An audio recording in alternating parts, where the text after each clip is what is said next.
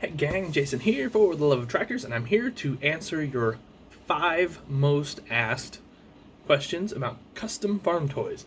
So, question 1.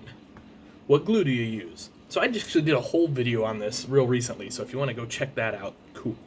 That'll give you a little more information. But, short answer, BSI. This is gap filling, and this is purple label. I use this for things that aren't painted yet, and like places where you won't see the glue, because this will haze up a little bit. Then I use BSI Super Gold Plus, so gold label. This I use on windows or things that are already painted. This does not haze up. Then on basically everything, I use Instaset. So you get a little bottle like this, put it in there, squirt your drop out on your place that you are applying the glue, and it instantly sets up.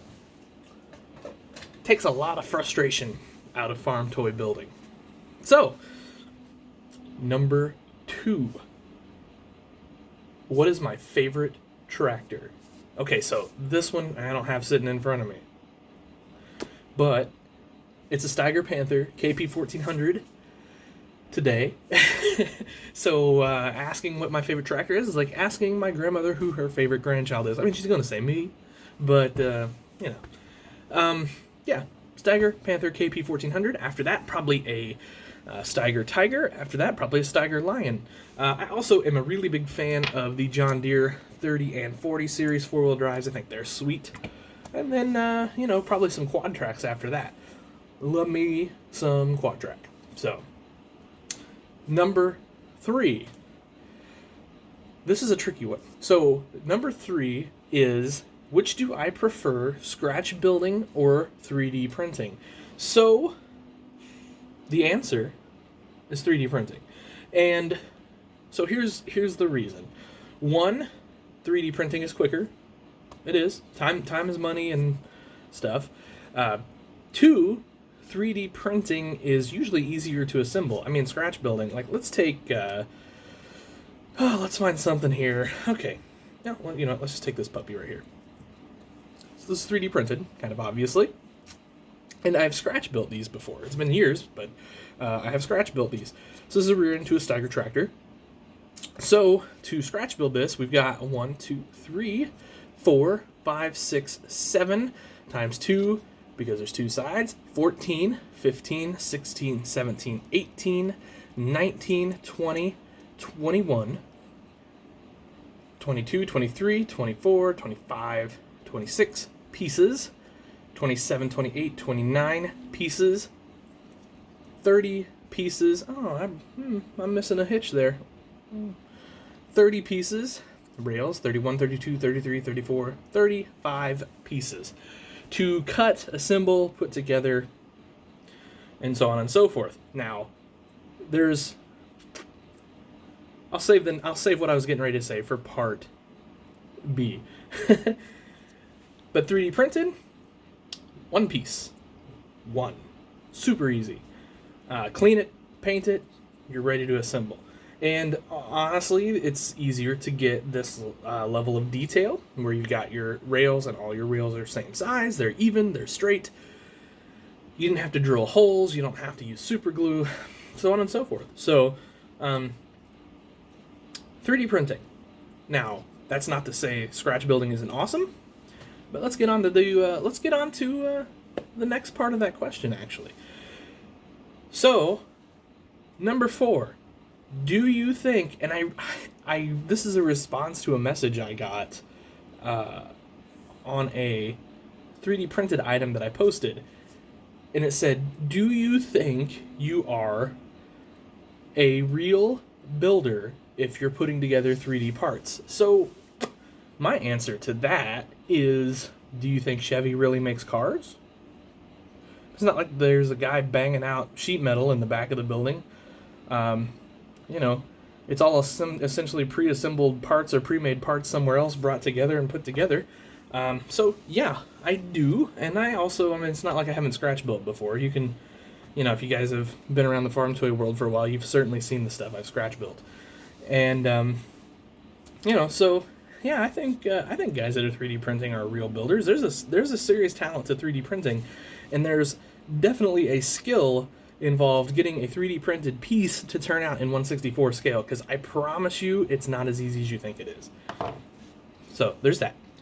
All right, fifth piece, complicated answer.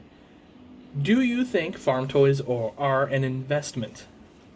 I don't. I made a video on this once. I don't know if I actually posted that video, though. I made a video on this once. And I don't, actually. So look at it this way.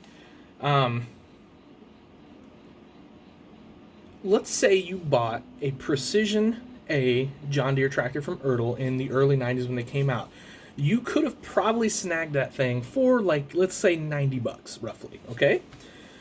Now, there was a point where the asking price on those was, let's call it $250-ish. I don't know that very many sold for that price, to be honest with you, because one, they didn't stay there, so I sort of feel like the value of those is not $250, and two, there was this weird period of time 10 years ago where, like, the price of Precision toys was out of hand. The asking price of Precision toys was out of hand, but I don't think they were actually selling for that, because then if you go and look at auctions, like, nobody bought a 40/20 wide front for $570, which is, I think, the highest I saw a dealer at a show want that. No one paid that. I don't think anyone paid anything remotely close to that. So asking price and real price are two different things. So now you can buy that John Deere Model A that I talked about, the Precision one, for like $140, and even cheaper if you shop hard or you get like a busted up box or whatever. So you bought that tractor in 1990, whatever, early 90s. You sold it today in 2020, and you made $60. That is a terrible investment. If you would have